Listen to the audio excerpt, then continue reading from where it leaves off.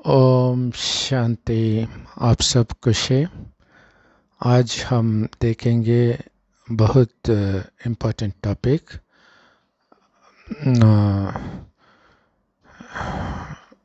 ईशा योगा सतगुरु जैसे लोग कहते रहते हैं कि अगर हम शिवरात्रि रात में जागते रहते हैं तो प्रपंच शक्ति हमारे में बढ़ता रहेगा।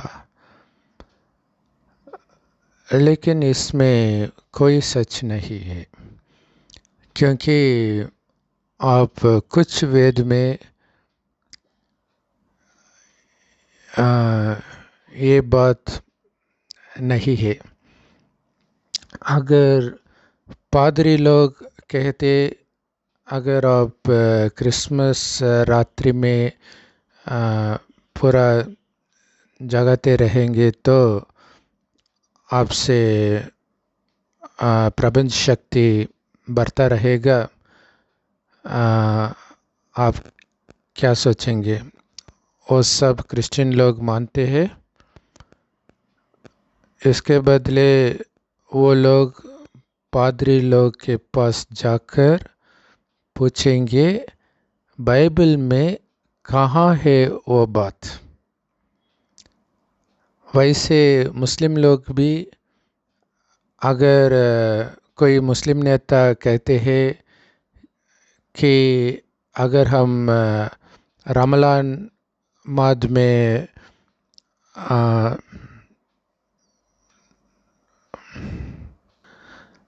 व्रत में होंगे तो हमारे में प्रपंच शक्ति बढ़ता रहेगा।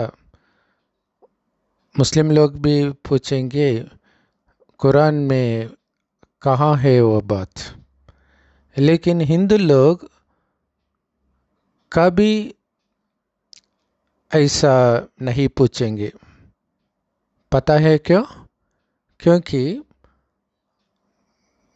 कोई हिंदू लोग में आदत नहीं है हिंदू वेद को पढ़ने। इसलिए सतगुरु जैसे लोग जो कुछ उनके मन में आते हैं वो सब कहते रहते हैं। एक समय एक जवान सतगुरु के आगे पूछते हैं कि आप जो सुनाते हैं वो सब कोई वेद में नहीं है। लेकिन सतगुरु बोलते हिंदू समय में हजारों वेद है, लेकिन अब तक 100 वेद रहते हैं। मुझे पता नहीं आप किस वेद पढ़ते हैं, लेकिन मैं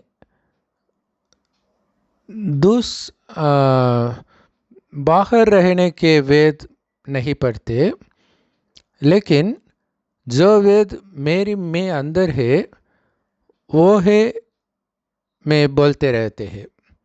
इसका अर्थ यही है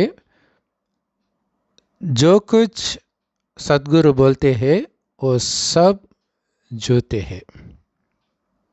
वेद में शिवरात्रि के बारे में 2 मुख्य कहानी है। एक है इस विश्व का विनाश के समय इस विश्व को रचने के लिए पार्वती और देवता ये शिव परमात्मा को याद कर तपस किया। ये है पहला कथा। दूसरी कथा है एक हंटर थे, उनके पीछे शेर भागते रहते हैं। अम, अपने को संभाल करने के लिए वो एक जाट पर क्लाइम करते हैं।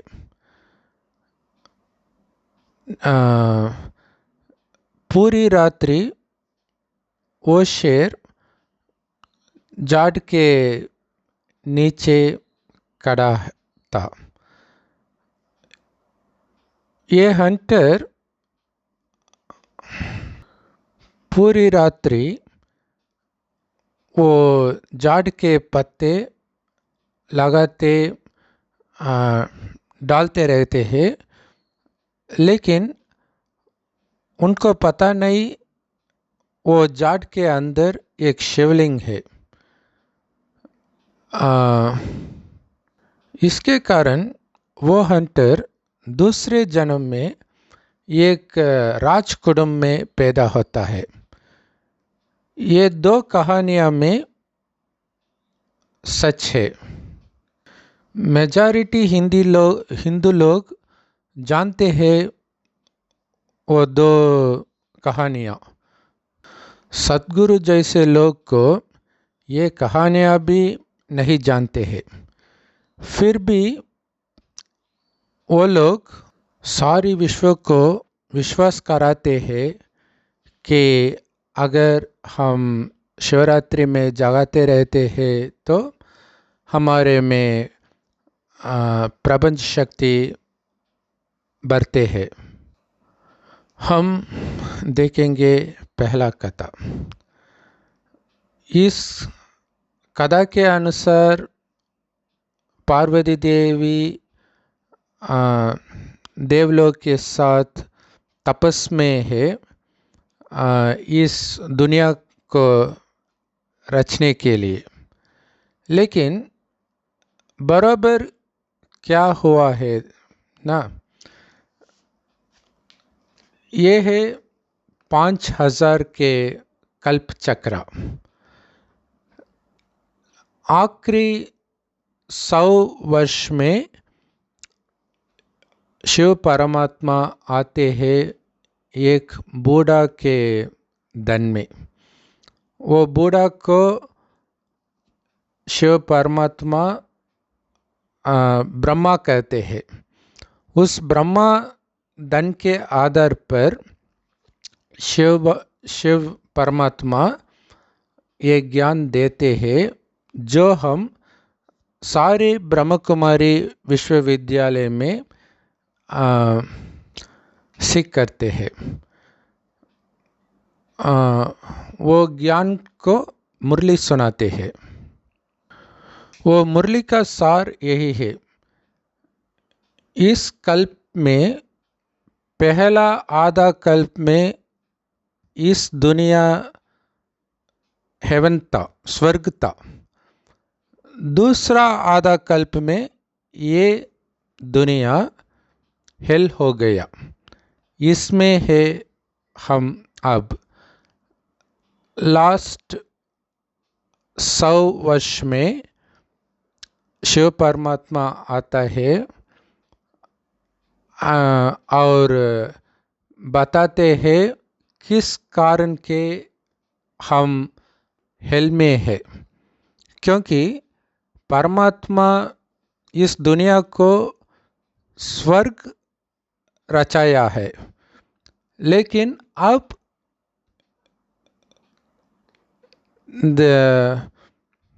वही धरनी जो हेवन था अब हेल हो गया। ये कैसे हो सकता?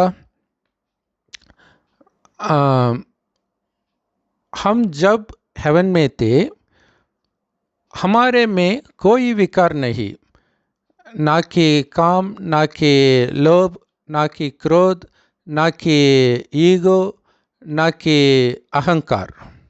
इसका कारण हम आत्मा अभिमानी थे, अर्थात हम अपने को आत्मा समझते हैं और हम एक दो को आत्मा देखते रहते थे। इसलिए हम सदा खुश थे, शांति थे, क्योंकि आत्मा के नेचर है शांति और खुश। लेकिन आधा कल्प के बाद हम आत्मा अभिमानी से देह अभिमानी पड़ा है। इसका कारण हम आत्मा से खुश और शांति नहीं डाल सकते हैं, नहीं ले सकते हैं। इसलिए हम सेंस ऑर्गन्स द्वारा खुश और शांति देने की कोशिश करते थे।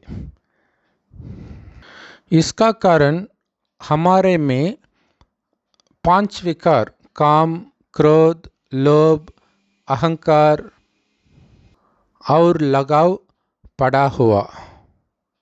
इस 5 विकार का वश से हम बहुत पाप करते रहते हैं। इसका कारण जो कुछ हमारे में है जब हम हेवन में थे, वो सब हम गवाते रहते हैं। इसका कारण हम बहुत तकलीफ में है और बहुत बीमार पड़ता है, बहुत नेचुरल कैलामिटीज़ होता है और युद्ध भी चलता रहता है। तो हमारा शिव परमात्मा आकर ये बोलते हैं कि हम बराबर विनाशी शरीर नहीं है, लेकिन अविनाशी आत्मा है। आत्मा हमारे भ्रुकुटी के बीच में है, इसलिए हिंदू लोग उस पर बिंदी लगाते हैं। हम आत्मा अभिमानी थे पहले आधा कल्प, लेकिन हम देह अभिमानी है। इसलिए हम फिर से आत्मा अभिमानी बनने की कोशिश करना है, लेकिन हमारे में ताकत नहीं है आत्मा अभिमानी में स्थित होने के लिए। इसलिए हम अपने को आत्मा समझ शिव परमात्मा को याद करना है। शिव परमात्मा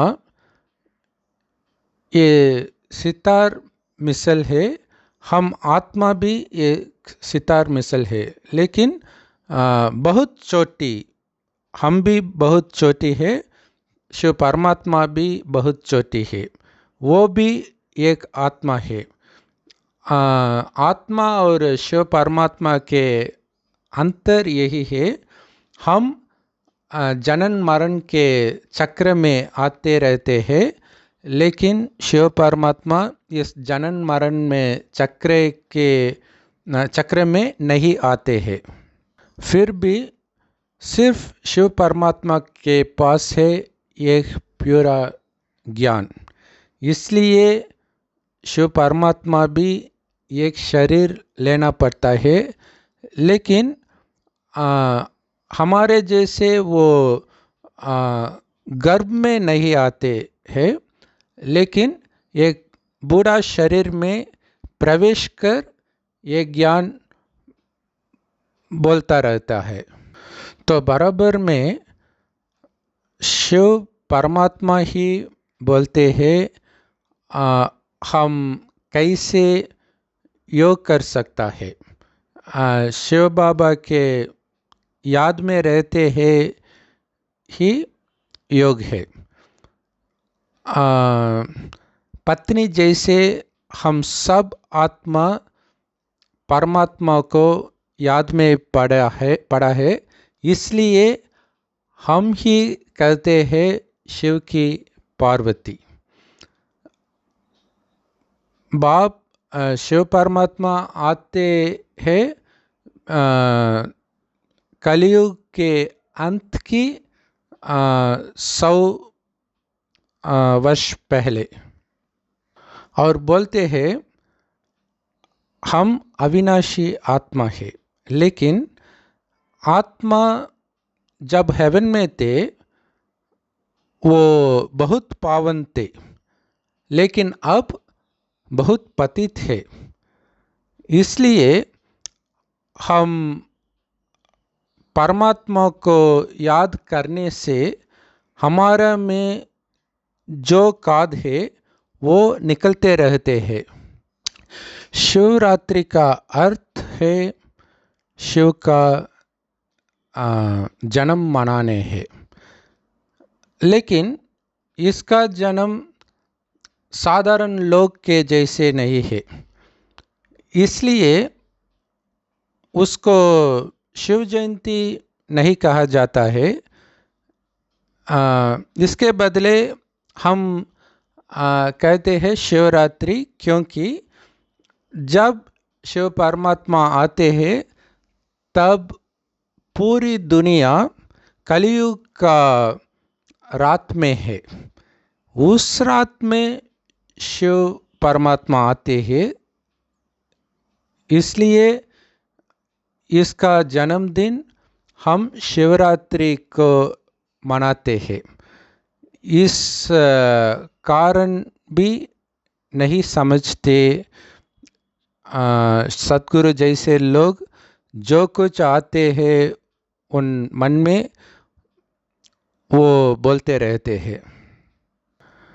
जितना हम पावन बने उतना हम ऊंच पद पा सकते स्वर्ग में।